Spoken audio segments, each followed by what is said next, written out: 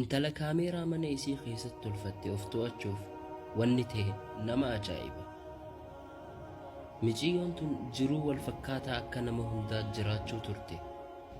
Ammoo waan haarawaa namni isii dura hin dalagin dalaguu murteessite. Ofii of to'achuu kaameeraa mana isii keessee akka laaltuuf waan guyya guyyaan daleedu hunda sanbooda akka sirreesse. Wanni ajaa'ibaa shariikan isii akka kaameeraa irratti isii to'atanii waan isiin daleedu kanarratti murtii kannan goote.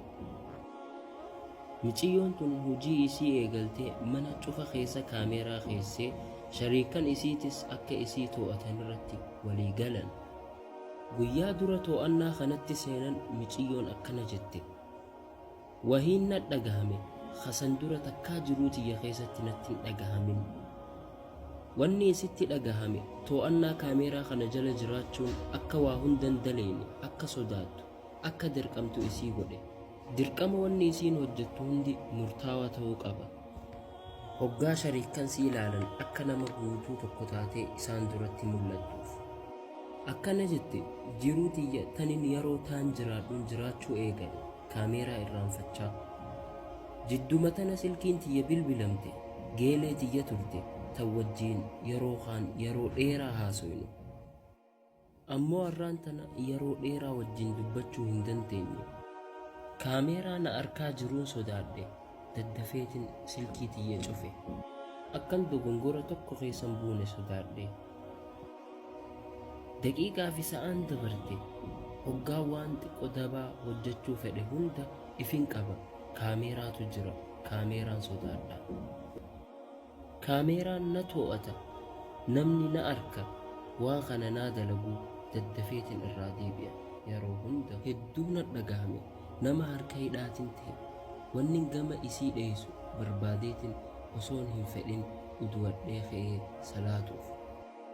Amata dheeraa booda kanin salaata addaan mure jiruun addunyaa irraa na heewwaste.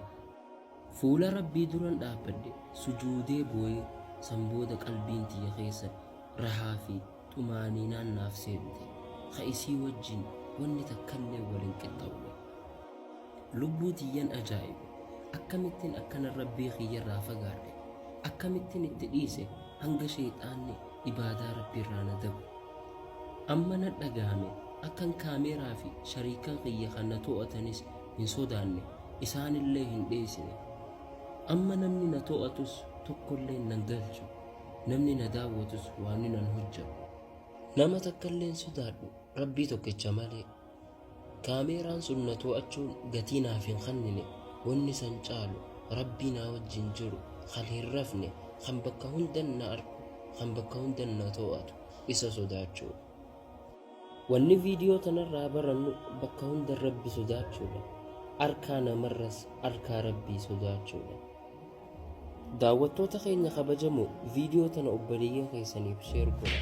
Chaanaala keenyas Naa'iftuu YouTube gubbarratti subscribe godha. Akkasuma saayibban keessanillee itti afeeraa. Peejii teenyas Facebook irratti like nuuf godha. Jazaakumullah.